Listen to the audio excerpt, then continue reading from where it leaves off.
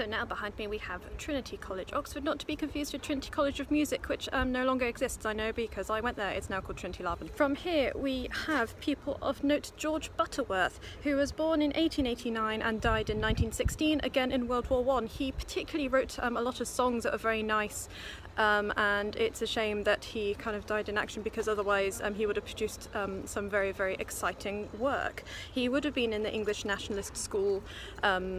Would he have kind of lived that long? But he didn't, so I don't believe he's classed as that. Maybe he is kind of very early in the pastoral nationalist period. Again, if this is all confusing you, please go look at the pastorals video again, and hopefully it'll make much more sense as to who a lot of these people are, because they're all generally around that kind of area. The other person of note from here is Basil Harwood, who was born in 1859 and died in 1949. He's a bit more kind of big Victorian churchy music.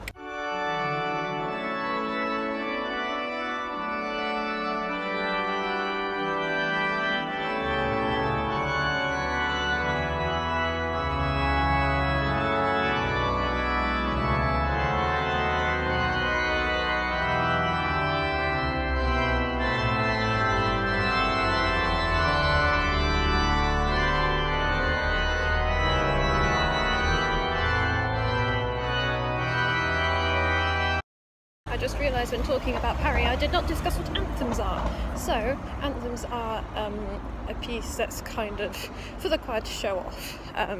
Well, no, it's to praise God, but secondary is for the choir to show off. In their services, happens in both morning and evening services, and you take text from kind of anywhere sacred really. You can have psalms, Bible fragments, anything really. It's usually sung towards the end of the service.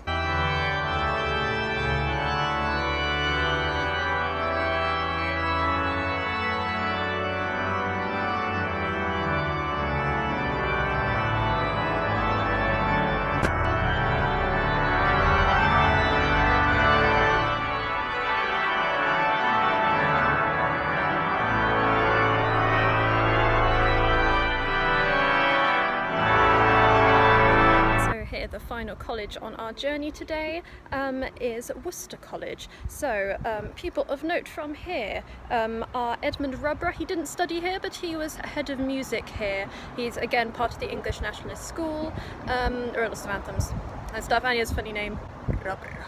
Along with Herbert Murrell, who born in 1909 and dying in 1952, was kind of a contemporary of the English Nationalist School, but he wasn't really in it. He didn't particularly write the kind of nature kind of music that the rest of them did. And now with Murrell comes our final instalment in the things written for services, which is the Magnificat and Nunc Dimittis. So these are two different texts that always come together and surround New and Old Testament reading in evensong. So there are countless settings of the Magnificat and Nunc Dimittis text. Murrell wrote a relatively good one, I think. So I'll put his in there. Parry also wrote one. It's very big and very hard.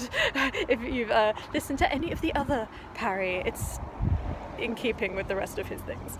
And finally, another composer who went here is Rachel Portman. She is a British film composer and has scored a million films, which I will list kind of here.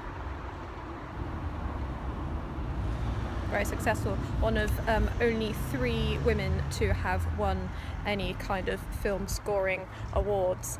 Rachel Portman, Anne Dudley, and then the new one which we looked at in our last video, Hildur Gudnadottir. Sorry.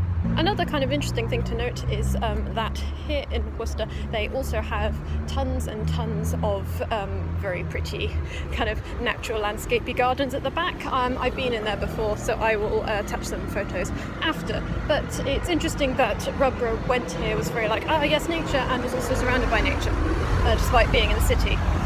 Which I think makes a lot of sense. But as you can see from the surroundings, Oxford is effectively a very, very big Stamford, if you've been there, which is only kind of 15 minutes down the road from Peterborough, or very similar to Cambridge if you're more out that way.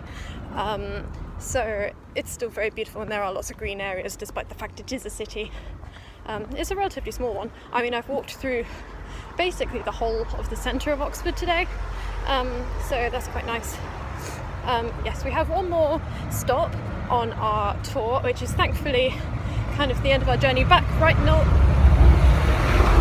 I've been interrupted. Back next door to Christchurch, which is just kind of down the road from where I live. So we shall put back that way, and then I can go and have a nice cup of tea.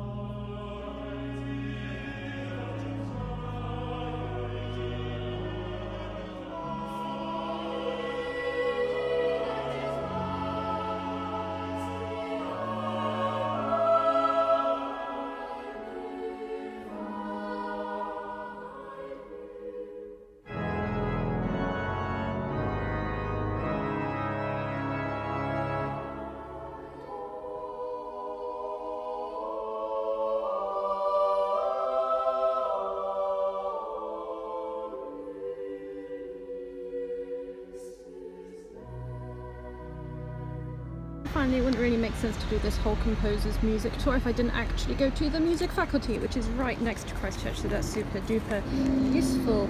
I'm not really going to say very much about this, other than, look, it's very pretty.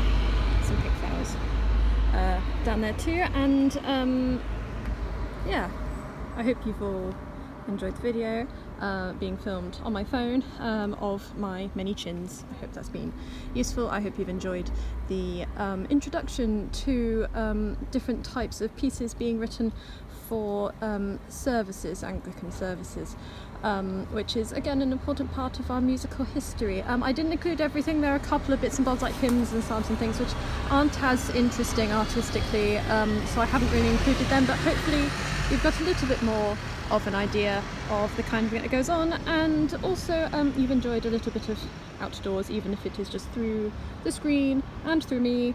We avoided the protests, thankfully. I believe they all cleared up, even though we saw an awful lot of police going around. I think that has been fine. Thank you for joining me in Grumpybach on this adventure, and